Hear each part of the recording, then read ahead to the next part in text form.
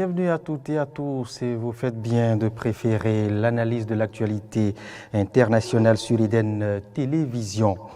Eh bien, au menu de ce numéro des enjeux géopolitiques, nous essayerons de comprendre le retrait du Mali du G5 Sahel et bien évidemment la tentative de coup d'État dans ce même pays. Toujours dans la zone ouest africaine, il est annoncé un probable retrait des troupes béninoises de la MINUSMA. Pendant ce temps, l'Union africaine tente plus ou moins de s'impliquer dans le règlement du conflit russo-ukrainien. Nous conclurons ce numéro des enjeux géopolitique par, bien évidemment, l'incapacité des États-Unis face au lobby des armes qui décime chaque année plusieurs dizaines d'âmes innocentes. Voilà pour l'ossature de votre émission Enjeux politiques. Bienvenue à nouveau. Mais je ne serai pas seul à officier, bien évidemment, ce numéro de votre émission. Je suis entouré du duo incontournable composé de Olivier Michel Descampos. Il est analyste politique, il est le président de Imdit Bénin, que je me garde ici de lire en anglais comme ils le font aussi aisément eux. C'est une organisation de volontariat national, de renforcement des capacités des jeunes, de conception et de mise en œuvre de projets communautaires. Olivier Michel Descampos, bienvenue. Merci. Face à vous, Morgan Metonji Assoba, il est analyste géopolitique, il est le responsable du cabinet de conseil qui officie dans différents domaines, à savoir l'incubation géopolitique, la pratique diplomatique et géopolitique, coaching de langue et traduction de divers documents en anglais et autres langues. Morgan Metonji, bienvenue. Merci. Et merci de votre disponibilité. Je le disais à l'entame, nous allons démarrer ce numéro des enjeux géopolitiques dans la sous-région ouest africaine, plus précisément par le Mali qui fait l'actualité depuis très longtemps maintenant et il est annoncé depuis quelques jours, depuis quelques semaines, un retrait du Mali du G5 Sahel. Que peut-on comprendre de cette décision et pourquoi la République, enfin l'État malien en est arrivé à une telle décision? Alors, s'il faut essayer de comprendre la décision du Mali, on commence déjà par observer l'historique de tout ce qui se passe au Mali depuis un certain temps. Et cette décision s'inscrit dans le processus apparent de désintégration qui semble être observé depuis les sanctions qui ont été prises à l'endroit du Mali, les sanctions qui ont été prises à l'endroit du Mali par la CEDEAO. Et cela a d'une certaine façon était d'une certaine façon une réponse à ce coup d'État, ce énième coup d'État qui semblait pas favoriser le processus de démocratisation envisionné, du moins ce qui s'inscrivait dans la vision de la communauté internationale et de certains partenaires clés du Mali, à savoir la France et l'Union européenne de façon générale. Et donc, ce départ du G5 Sahel s'inscrit dans la suite logique du processus de désintégration. Mais lorsque vous essayez d'écouter les causes directes évoquées par le Mali, à savoir le refus systématique que le Mali a observé de permettre au Mali de prendre le leadership de cette coalition qui vise à juguler la crise sécuritaire qui sévit dans la zone du Sahel, un refus qui ne devrait pas exister si on devrait s'en tenir aux tests qui ont donné naissance à cette coalition appelée G5 Sahel pour juguler cette crise sécuritaire. Et donc le simple fait qu'il y ait ce refus, si on s'inscrit dans l'effet synalagmatique des contrats ou des accords de partenariat, est déjà cause suffisante pour permettre au Mali de prendre cette démarche, de décider de quitter, puisque les autres parties semblent ne pas vouloir respecter les clauses de ce partenariat ou de cet accord. Mais lorsque vous poussez un peu la réflexion plus loin et que vous tenez compte du contexte d'évolution de la collaboration ou de la coopération entre le Mali et les États de l'Afrique de l'Ouest, dont figurent les États membres du G5 Sahel en dehors du Tchad et de la Mauritanie et de la France, que vous tenez aussi compte du contexte de coopération qui existe entre le Mali et la France actuellement. Vous comprenez logiquement qu'il y a cette rupture qui vise à ne pas permettre au Mali de prendre le leadership de cette coalition G5 Sahel. Et donc, pour résumer cela, il faut dire que c'est tout à fait compréhensible et que ça s'inscrit dans la logique de désintégration que nous sommes en train d'observer, mais que de l'autre côté, qu'on refuse au Mali de prendre le leadership de cette force est aussi compréhensible, puisque le niveau de coopération entre le Mali et les États concernés, les États membres de cette force, de cette coalition G5 Sahel, n'est plus au beau fixe depuis un certain temps. Olivier Michel de Campos, les ennuis ne cessent de discontinuer quand on évoque l'État malien. Est-ce un ennui de plus ou bien on devrait déjà s'y attendre? Il fallait s'y attendre, à mon avis. Et quand vous faisiez tout à l'heure votre introduction, ça ne m'a pas... je ne me suis pas pu m'empêcher de penser à quelque chose. Je me suis dit, mais à chaque fois, la question du Mali, on se demande à quoi est-ce qu'on va assister. Oui. Chaque semaine, on se pose la question de savoir quelle sera la nouveauté de cette semaine-là. Tel un film à rebondissement. Tel un feuilleton avec plusieurs épisodes. Alors, il fallait certainement s'y attendre. Alors, moi, j'analyse cette question... À mon avis, il s'agit d'une question de cohérence. Mon confrère parlait de logique, moi je parlerai de cohérence. Alors cohérence dans le sens où il fallait déjà s'attendre à une telle décision compte tenu d'un certain nombre de faits, d'un certain nombre d'actes qui avaient déjà été posés par les autorités maliennes de transition. Alors il ne faut pas quand même mettre de côté tout ce qui s'est passé dernièrement, notamment avec les tensions, la dégradation constante des relations entre non seulement le Mali avec ses partenaires sous-régionaux, mais également avec la France. Et vous n'êtes pas sans savoir donc toute cette tension, que ce soit aussi bien sur le plan politique, diplomatique, sécuritaire et même judiciaire pour ce qui est de la France. Donc quand vous mettez ensemble tous ces facteurs, tous ces éléments, il n'est pas surprenant qu'on assiste aujourd'hui à cette décision-là du Mali, au-delà même de la raison officielle qui est évoquée, d'aboutir à cette décision-là donc du Mali de vouloir se retirer de cette organisation, ainsi que de tous ces organes, puisque à l'intérieur du G5 Sahel, il y a ce qu'on appelle la force conjointe, qui est un des organes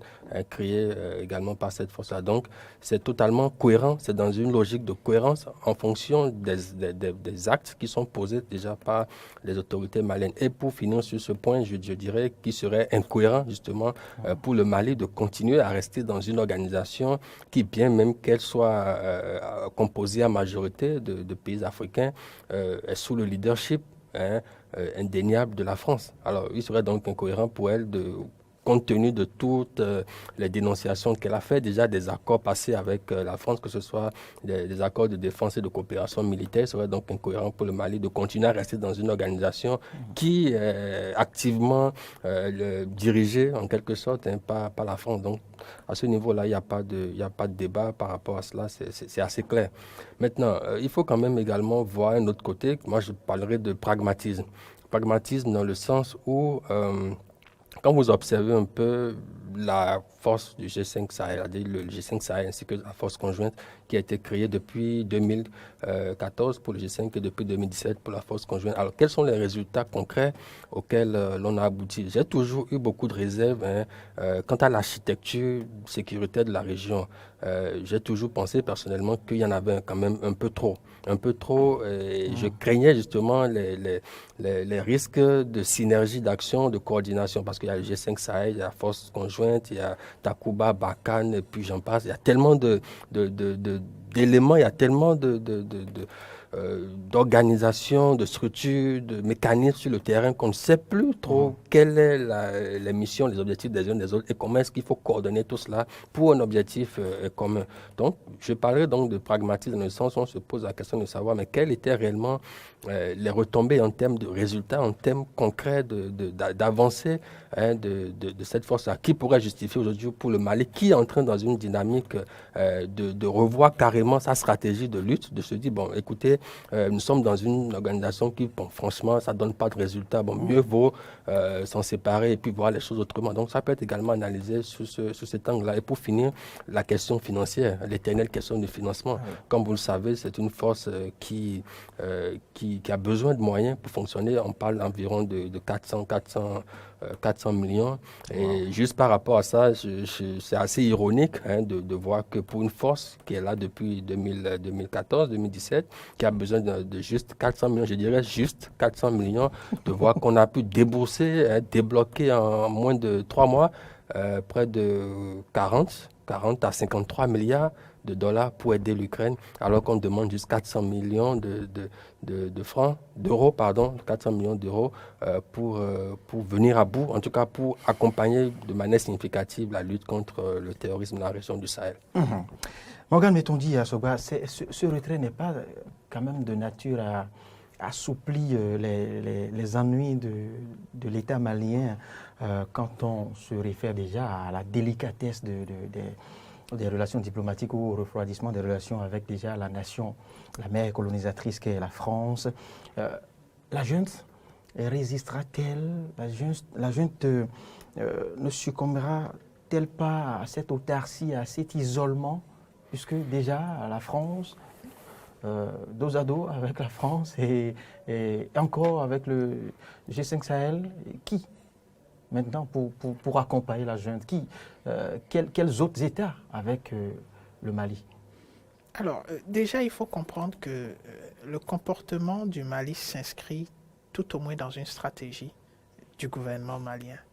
Il faut constater que nous avons une visite du gouvernement malien dirigé par le ministre des Affaires étrangères, M. Diop, qui s'est déplacé en Russie très récemment.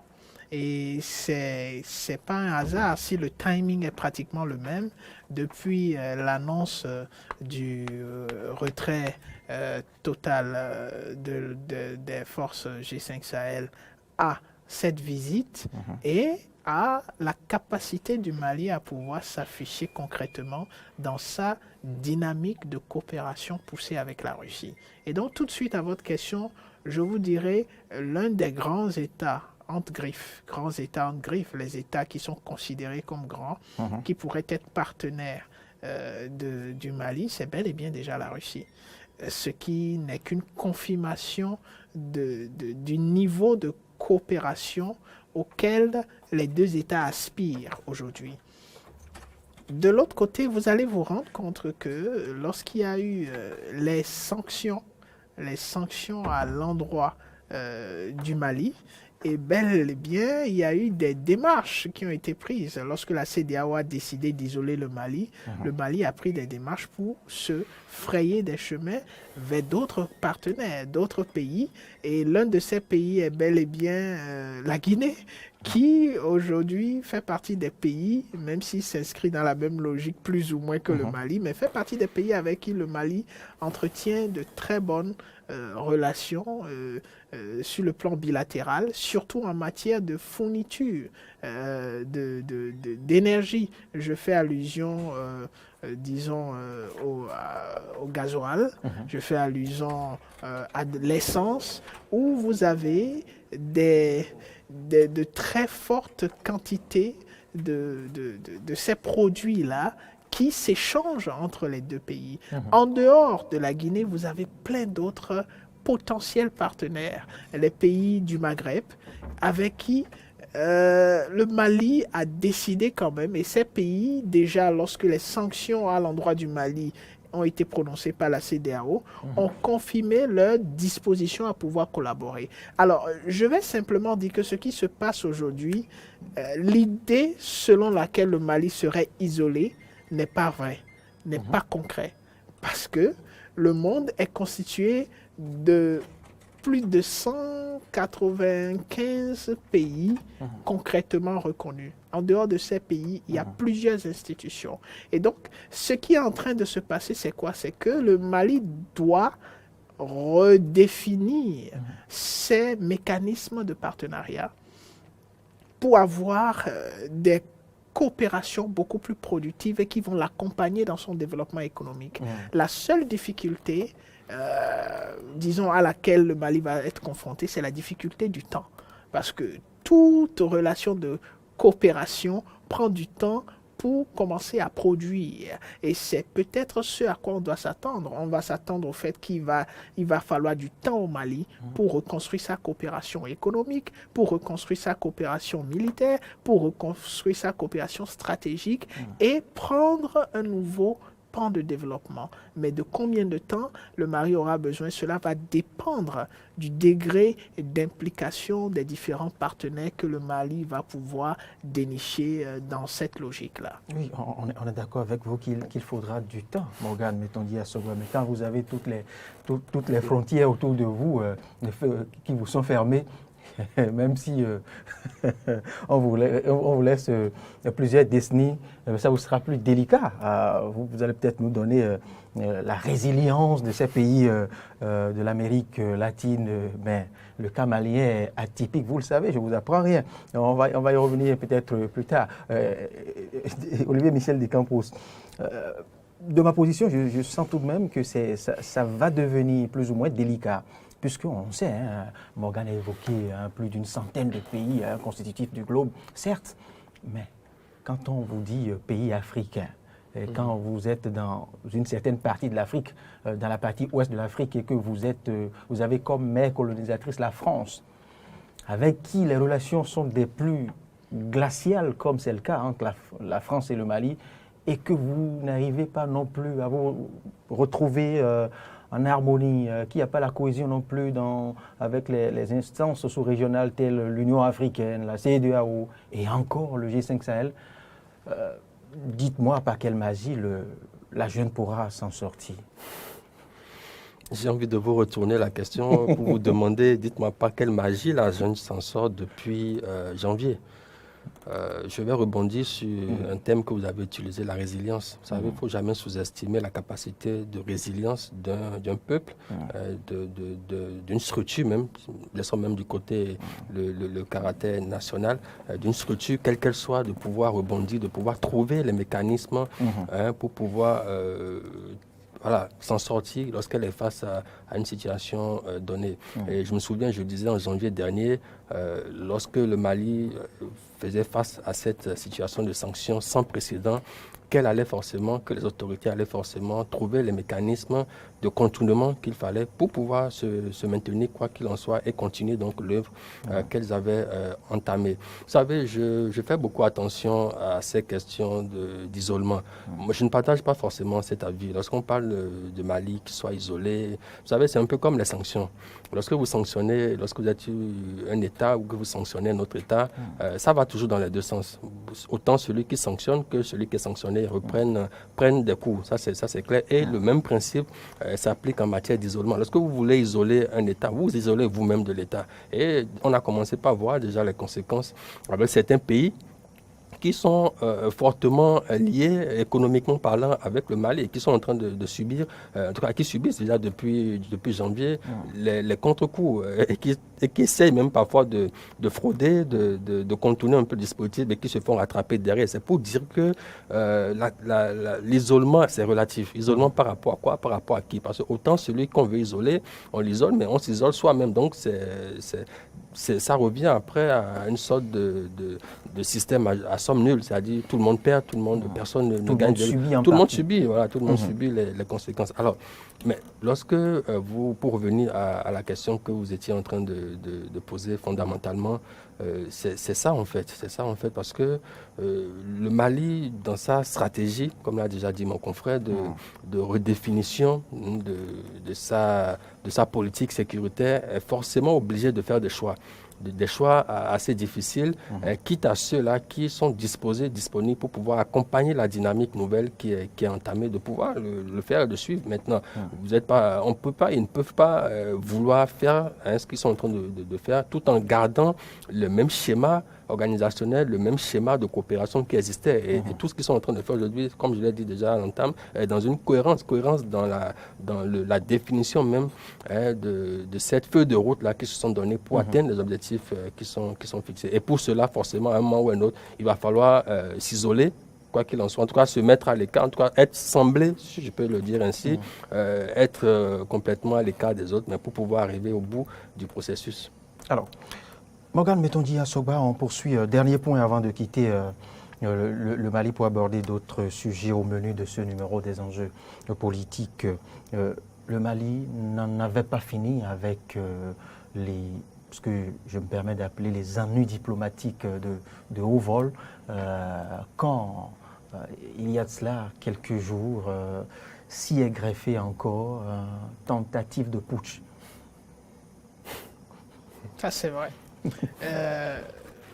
Je dirais simplement que la tentative n'a pas surpris les Maliens, contrairement à ce qu'on a l'impression de voir. Et la tentative ne surprendrait pas toute analyse qui tient compte du contexte sécuritaire dans lequel le gouvernement de M. Goïta est inscrit depuis qu'ils ont décidé de prendre le leadership au Mali.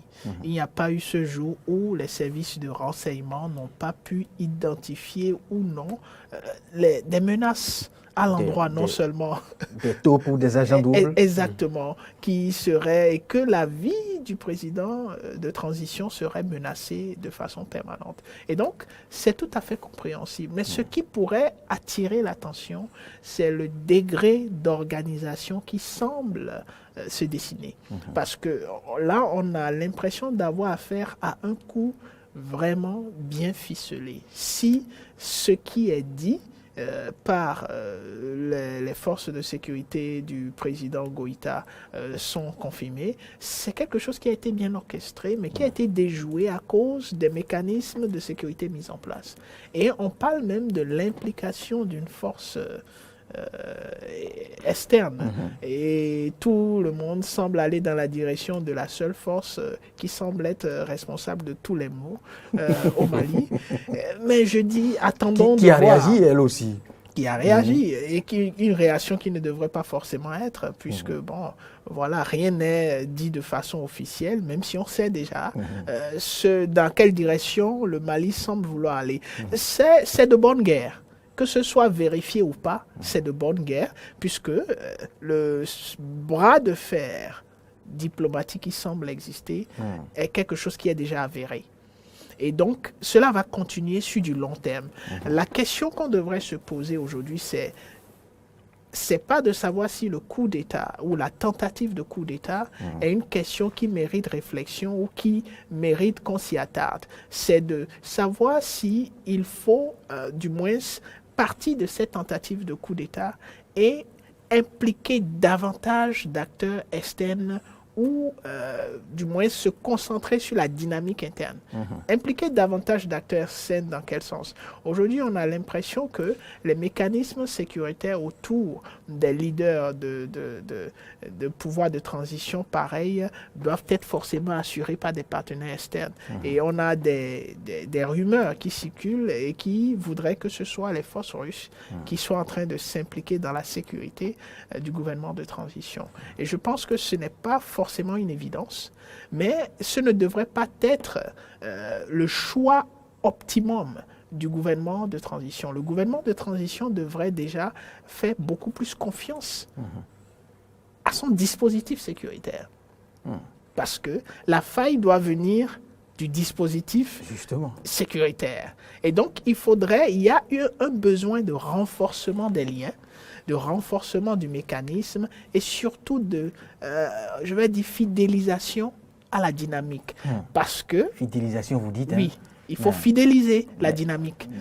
Mais est-ce que la dynamique est facile à fidéliser au regard de ce qui s'est passé, pas seulement dans la sous-région, au regard de l'histoire, pour ne pas citer le cas lointain du Tchad, pour ne pas, quand il faille remonter aussi à l'histoire des deux amis burkinabés, Sankara et Compaoré, quand il faille remonter encore à d'autres histoires, la dynamique de sécurisation ou qui consiste à fidéliser l'entourage immédiat n'a pas été un exercice réussi par les gardes présidentielles africaines. Vous savez, cette dynamique se fait ou doit s'effectuer sur deux plans, mais l'un est plus important que l'autre. Le plan le plus important ici, c'est la relation qui devrait exister entre le leadership et le peuple. Est-ce que le peuple, et quand je dis le peuple, il ne s'agit pas de la totalité, il ne s'agit pas de l'unanimité, mais est-ce que cette mobilisation populaire, ce sursaut patriotique qu'on a observé lorsqu'il y a eu appel à une mobilisation où on a pu constater que quand même il y a du monde qui reste et demeure dans la dynamique du gouvernement de transition, est-ce que le gouvernement de transition va maintenir cette relation-là afin d'avoir suffisamment de soutien de la société malienne? Ça, c'est le premier pan et le plus important. La mobilisation sur le continent, la mobilisation pour remplir les stades et autres salles sur le continent ne sont pas des baromètres fiables. Je ne vous apprends rien, Morgane. Non, il ne s'agit pas de remplir des salles. Il s'agit d'être crédible vis-à-vis du mécanisme qui vous a conduit à avoir le soutien du peuple. Mais est-ce qu'il y a eu un mécanisme qui a pu conduire Goïta là où il est? Ben non.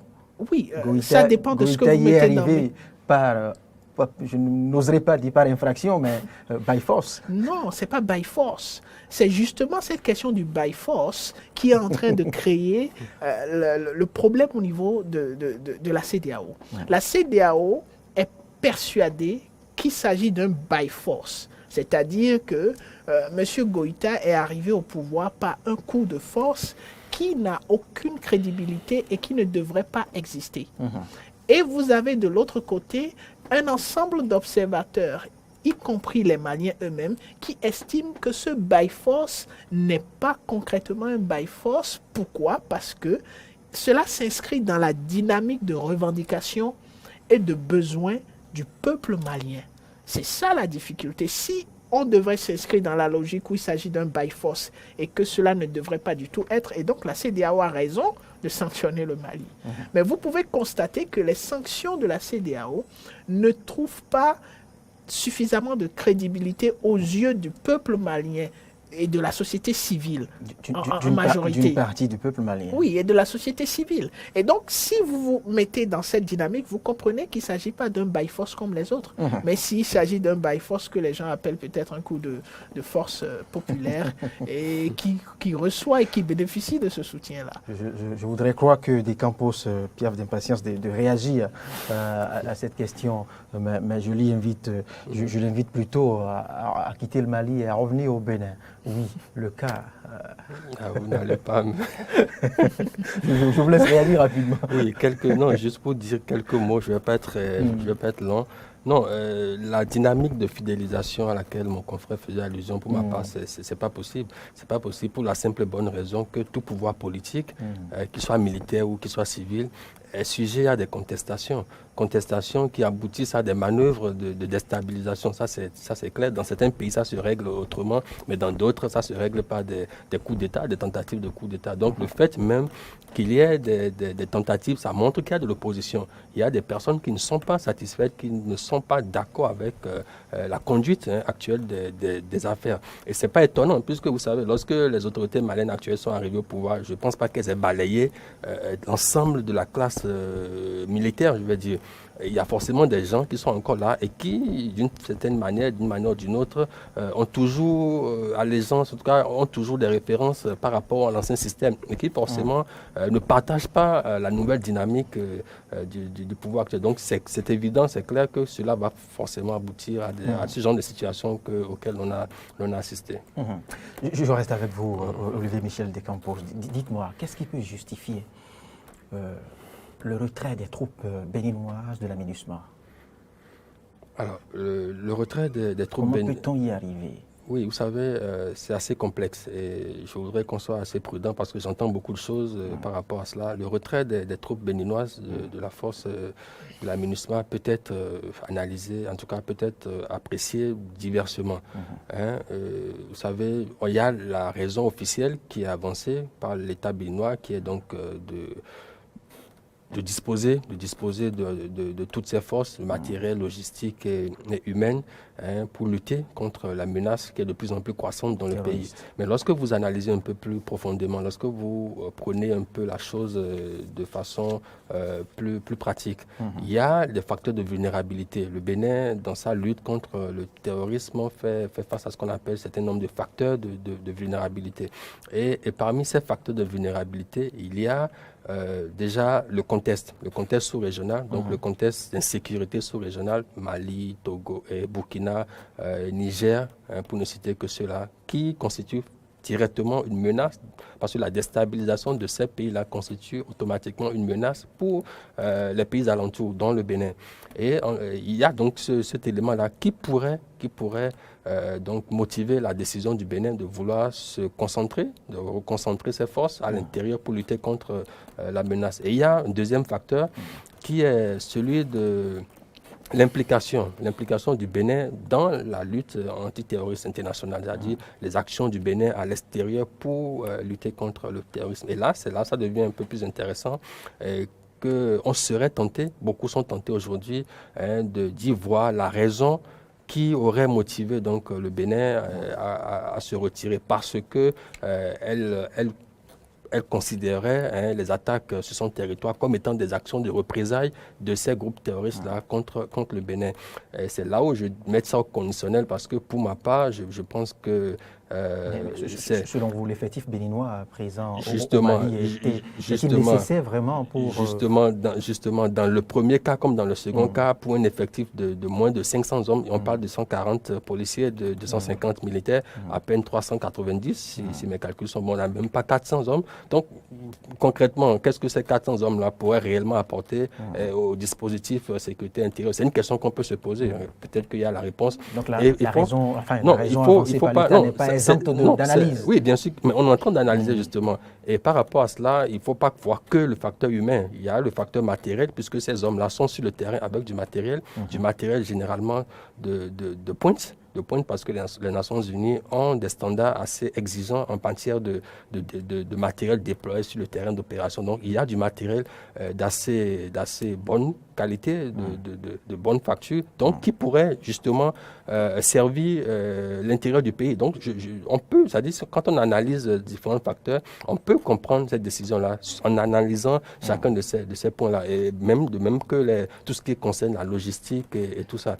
Mais je finis sur mon analyse précédente pour dire que cette analyse-là qui voudrait que ce soit à cause des représailles, en tout cas en griffe, que le Bénin voudrait se retirer, c'est pas pertinent pour ma part, parce que rien ne garantit qu'une fois les troupes rentrées au pays, que les attaques vont cesser. Il n'y a pas d'automaticité là-dedans, et beaucoup de pays sont attaqués sans forcément mener, on a vu ça dans l'histoire, beaucoup de pays se sont fait attaquer sans forcément mener une action directe et coercitive contre ces groupes-là. Donc c'est pour dire que c'est pour soutenir un peu ce que vous dites, que nous vous proposons là des images du dernier hommage rendu aux forces de l'ordre, aux soldats tombés sous la barbarie djihadiste. Restons dans cette même dynamique. Je vous crois avoir fini. Oui, bon, juste pour terminer en disant c'est assez délicat à analyser parce que ce soit dans le premier cas que j'ai évoqué ou même dans le second, en tout cas quand vous prenez les deux facteurs de vulnérabilité, il y a des analyses qui peuvent être faites pour, en tout cas, comprendre la position du gouvernement béninois par rapport à cette situation-là. Et pour finir sur cela, vraiment pour finir, vous n'êtes pas sans savoir également le contexte de la MINUSMA même. Vous savez, le mandat est censé finir en juin 2022. Et on verra si le Conseil de sécurité va le renouveler. Mais lorsque vous avez le Mali qui est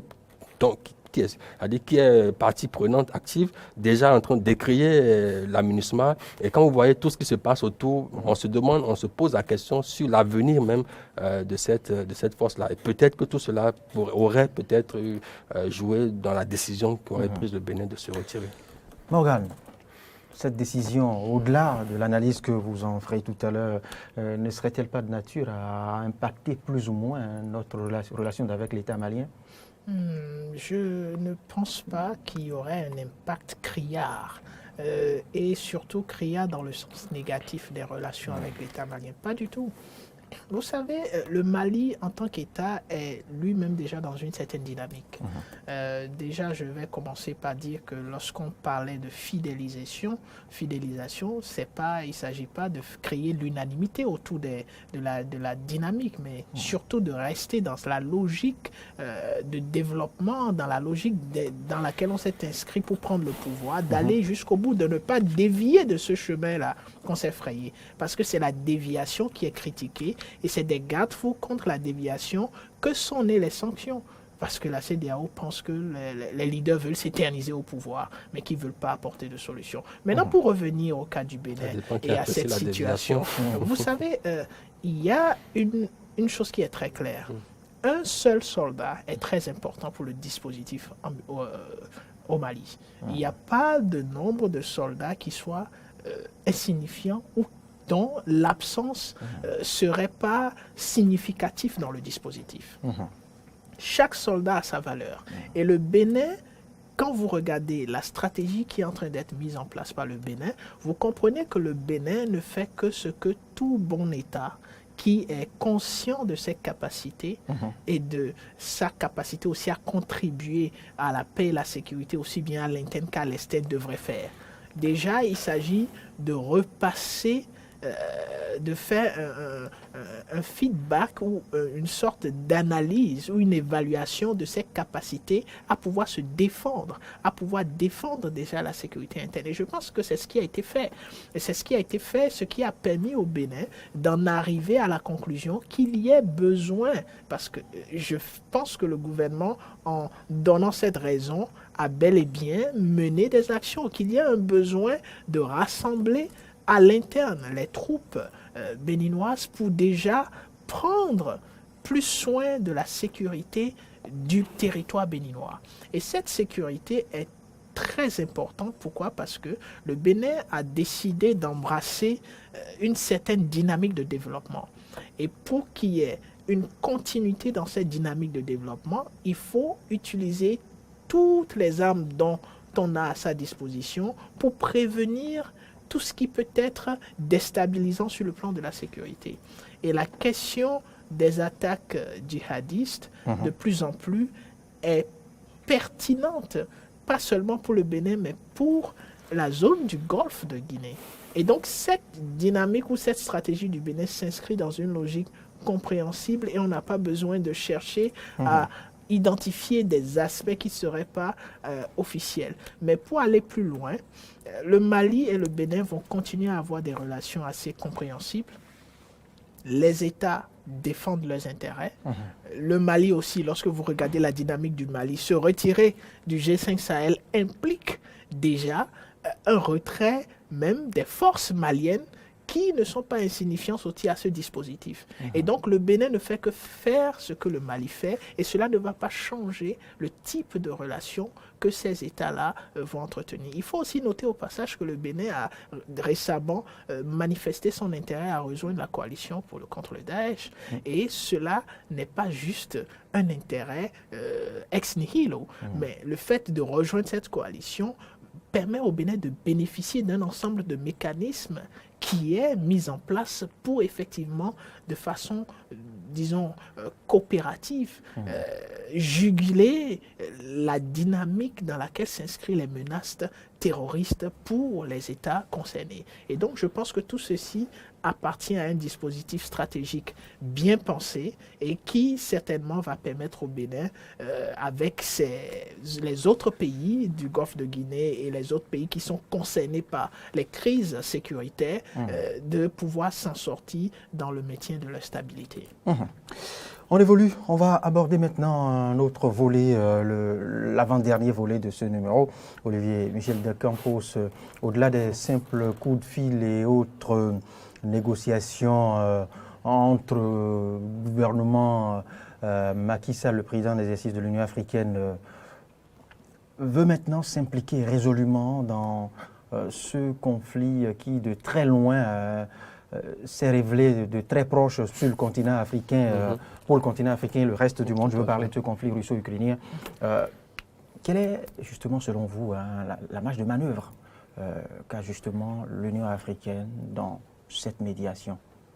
Oui, si vous me permettez, je dire juste un mot sur le précédent sujet. Non, juste pour rappeler, il y aura quelques secondes, juste pour rappeler qu'il y a un principe, cardinal en matière de politique étrangère qui veut que la sécurité intérieure passe par la sécurité extérieure. Si vous voulez être en paix chez vous, il faut déjà commencer par sécuriser votre environnement extérieur. Alors, ça veut dire quoi? Ça veut dire que même quelle que soit l'action que mènera le Bénin, que ce soit le retrait de la MINUSMA ou autre, il faudrait penser à une stratégie qui puisse inclure une coopération avec les autres États de la sous-région. Parce qu'il ne s'agit pas de mener la lutte à l'intérieur de cette frontière uniquement. Ça ne pourrait pas marcher parce que si l'extérieur est déstabilisé, que vous le veuillez ou non, l'intérieur de votre pays finira par prendre des coups. Donc ça, c'est assez clair.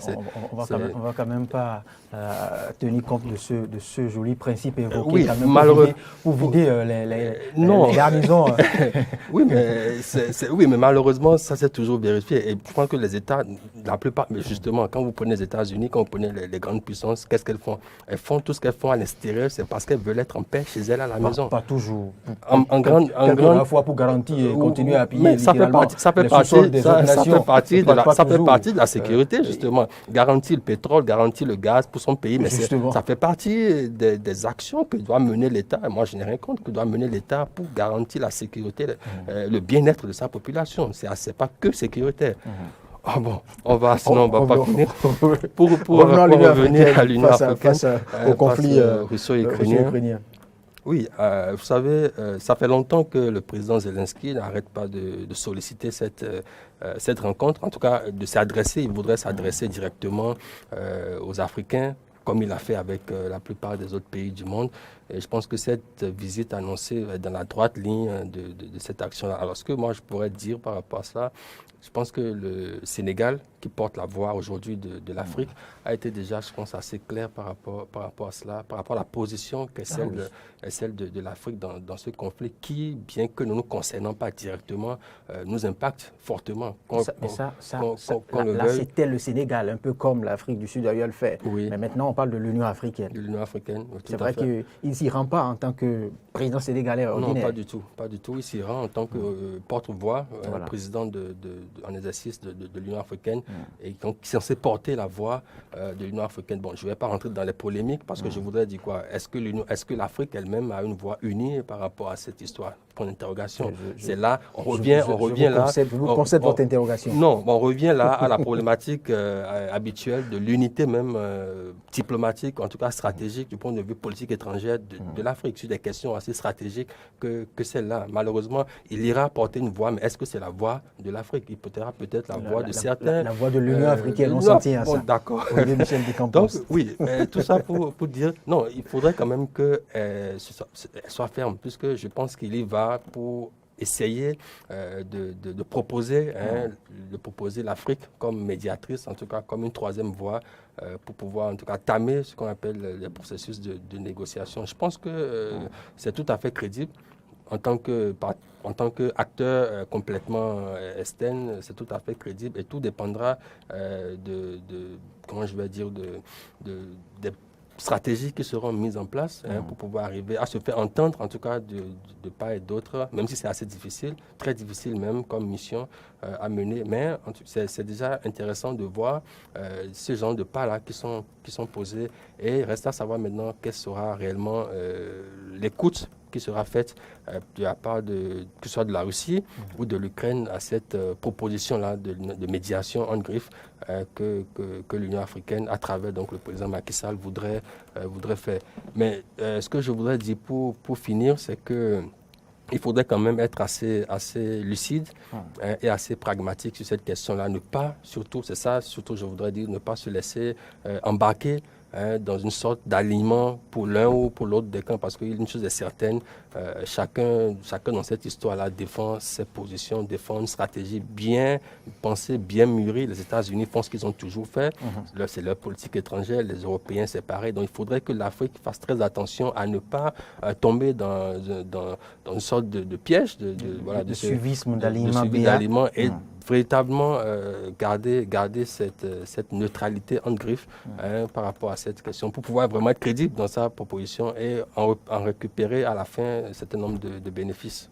Morgan, l'Union africaine.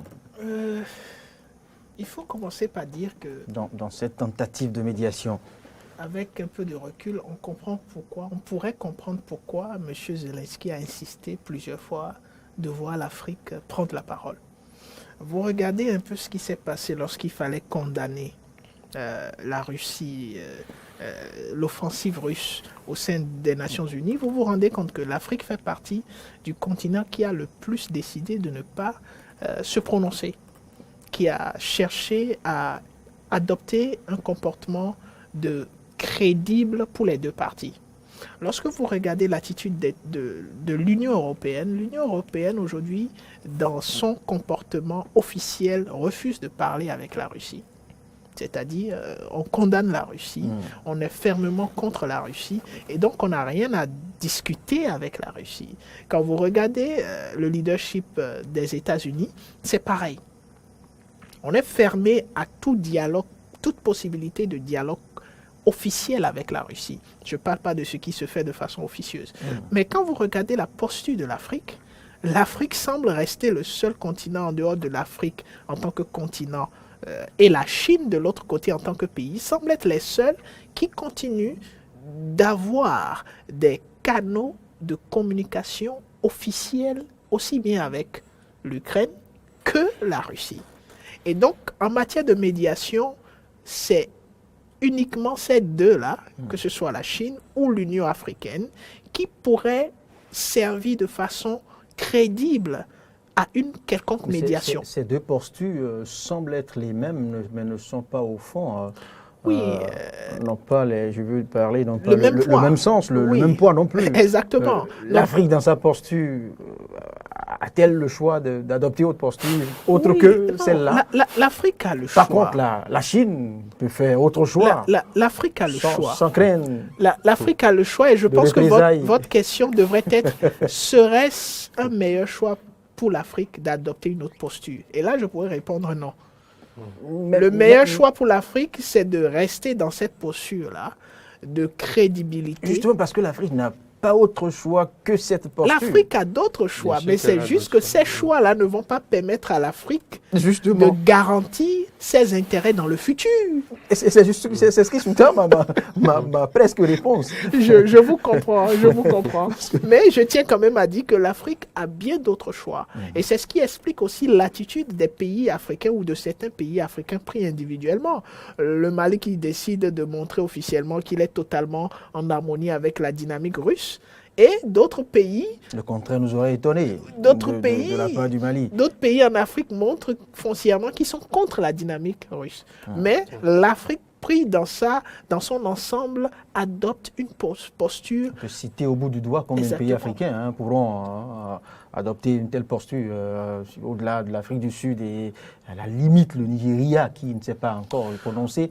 Quels autres pays peuvent prendre ce risque énorme de dire je m'aligne de tel ou tel côté? Vous l'avez bien dit, c'est un risque qui n'arrange pas les États africains pris dans l'ensemble et pris individuellement. Et donc cette possibilité de médiation existe si l'Afrique arrive à jouer une carte très bien. C'est-à-dire, il ne s'agit pas juste d'aller et de ne pas prendre des initiatives, mais il s'agit d'y aller, de prendre des initiatives de façon à pouvoir amener les deux parties actuellement en conflit à s'asseoir et Morgan, discuter. mettons dit à Sogba, Olivier Michel Descampos, en entendant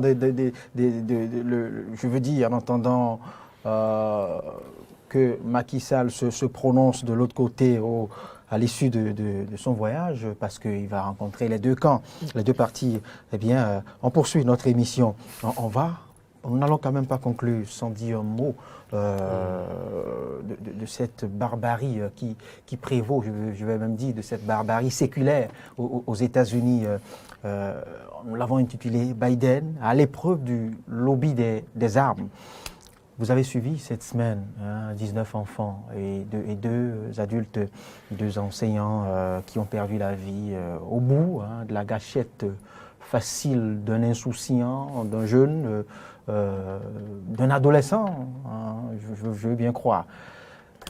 Pourquoi? Qu'est-ce qui empêche les États-Unis? Vous me direz, cet amendement, cette disposition de la loi fondamentale américaine qui garantit à tout citoyen cette possibilité de s'acheter comme de petits pains une arme. Mais qu'est-ce qui empêche cette volonté au sommet de l'État, au sommet de l'État depuis plusieurs années où quand même on enregistre cette série de tueries dans plusieurs villes américaines? Alors, je vais commencer par vous donner quelques chiffres pour vous montrer un peu le poids de ce dont on est en train de parler. Les statistiques estiment à environ 30% le taux de personnes qui détiennent au moins une arme à feu aux États-Unis. Et vous avez près de 80% de gens qui sont foncièrement contre l'annulation du port d'armes aux États-Unis. Qu'est-ce que ça veut dire? Ça veut dire quoi? Que ce n'est pas tout le monde aux États-Unis qui porte des armes, 30% de la population, mais vous avez 80% de gens qui veulent qu'on maintienne cette possibilité-là pour le peuple américain de pouvoir se défendre, de pouvoir porter. C'est assez paradoxal. Et ça, c'est un. De deux, vous avez cet amendement qu'il ne faut pas justement banaliser, puisque c'est là même le fondement de ce qui est en train de se passer. C'est un amendement qui va jusque dans les racines même de la fondation de l'État américain, c'est-à-dire de pouvoir se constituer en milice pour défendre son pays. Et c'est pour cela qu'il faut justement avoir pour défendre, il faut avoir des armes, selon la logique qui a été conçue telle qu'elle. Donc c'est pour dire que cet amendement... Vous avez dit pour défendre. Oui, pour défendre. Et non pour se tuer. Malheureusement, ça ouvre la porte à toutes sortes de déviances auxquelles justement on assiste aujourd'hui. Mais c'est ça l'esprit même de cet amendement qui est d'autoriser chaque citoyen américain à pouvoir être en capacité de défendre son territoire, de défendre sa nation en cas de péril. Alors, aujourd'hui, vous posez la question assez justement, c'est assez compliqué d'y répondre. Pourquoi, depuis autant d'années, aujourd'hui, on compte près de 200 tueries déjà aux États-Unis, rien que pour cette année, année 2022, c'est énorme. Mais on se pose la question justement de savoir, et ça vient à juste titre, mais qu'est-ce qui se passe et pourquoi ça n'avance pas? Et hier, j'étais assez, je ne vais pas dire surpris, mais de voir que le président même des États-Unis affichait ouvertement son impuissance. Alors, si le président des États-Unis lui-même se dit complètement impuissant face à cette situation, c'est-à-dire qu'il n'a pas les capacités nécessaires pour pouvoir apporter des solutions, parce qu'il y a tellement de groupes de pression derrière qui empêche que cela puisse arriver, que plusieurs gouvernements successivement ont tenté.